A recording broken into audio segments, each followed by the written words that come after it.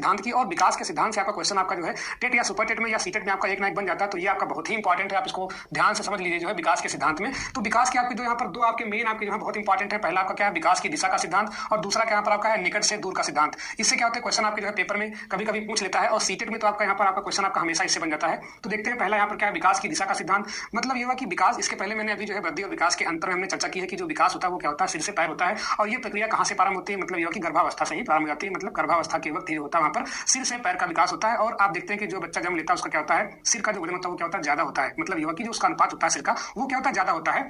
तो इसे हम बोलते क्या है, मस्तकोद्मुखी। मतलब युवा की मस्तकोद्मुखी। अगर इसका अर्थ कोई पूछ ले यहाँ पर तो हम क्या बताएंगे, सिर से पैर की ओर। मस्तक मतलब क्या होगा, सिर सीधे समझिए इसको, जो है मस्तक से क्या हुआ आपका सिर की तरफ। तो आप इसको जो है विधिवत समझ लीजिए क्योंकि आपका ऑप्शन में मिल सकता है, बहुत ही इंपॉर्टेंट आपका यहाँ पर आपका पॉइंट है। अगला आपका सिद्धांत है निकट से दूर का सिद्धांत। मतलब युवा की निकट मतलब युवा की जो बच्चे का जो विकास होता है वो क्या होता है, सबसे पहले केंद्रीय जो उसके सेंट्रल जो पार्ट होते हैं, मतलब जो उसके केंद्रीय अंग होते हैं उनका पहले विकास होता है। उसके बाद जो सिर वाले होते हैं उनका विकास होता है। जैसे मान लीजिए आपका सबसे पहले क्या होता है, आपका जो है हथेली का विकास हो गया। उसके बाद क्या होता है, अंगुलियों का मूवमेंट होता है। मतलब युवा की ये आपका क्या सेंटर पॉइंट है। उसके बाद क्या होता है, अंगुलियों का क्या होता है, मूवमेंट होता है। तो ये क्या आपका सेंटर पॉइंट है, मतलब केंद्रीय भाग है। तो क्या होता है, केंद्र से सिरों की ओर। अंगुलियां क्या सिरा हो गई, तो क्या बताएंगे, केंद्र से सिरों की ओर। तो ये क्या होता है आपका, इसको हम बोलते क्या है यहाँ पर, केंद्र से परिधि। क्या बोलते हैं, केंद्र से परिधि। मतलब ये आपका सेंटर हो गया और इसके बाहर बाहर क्या हो गया, आपकी परिधि होगी। तो क्या होता है, केंद्र से परिधि बोल देंगे। तो ये भी आपका बहुत ही इंपॉर्टेंट है, कई बार आपका परीक्षा पूछा गया है। क्या होता है, केंद्र से सिरों की ओर, केंद्र से सिरों की ओर। तो ये आपके दो बहुत ही इंपॉर्टेंट है। बाकी के सिद्धांत भी हम देख लेते हैं यहाँ पर। चौथा आपका है निरंतरता का सिद्धांत। मतलब युवा की विकास क्या आपकी है, जीवन पर्यंत चलने वाली प्रक्रिया हो, कैसी सतत मतलब निरंतर चलने वाली प्रक्रिया है कि विकास क्या होता है, कभी भी रुकता नहीं है। लेकिन हमने कहा था कि वृद्धि क्या होती है, एक निश्चित आयु तक होती है। तो विकास के संदर्भ में ये कह सकते हैं कि ये क्या होता है, निरंतर चलने वाली प्रक्रिया है। तो इसे हम क्या बोलते हैं, निरंतरता का सिद्धांत बोलते हैं। अगला यहाँ पर आपका वैयक्तिक भिन्नता का सिद्धांत। मतलब युवा की हर बालक का विकास क्या होता है, अलग होता है। क्योंकि उसमें क्या होता है कि उसके अनुवांशिक लक्षण, मतलब जो उसके माता पिता के जीन्स होते हैं या जो उसके पूर्वजों के जीन्स होते हैं उसके अकॉर्डिंग क्या होता है, बच्चे का विकास होता है। तो हर बच्चे का विकास क्या होता है,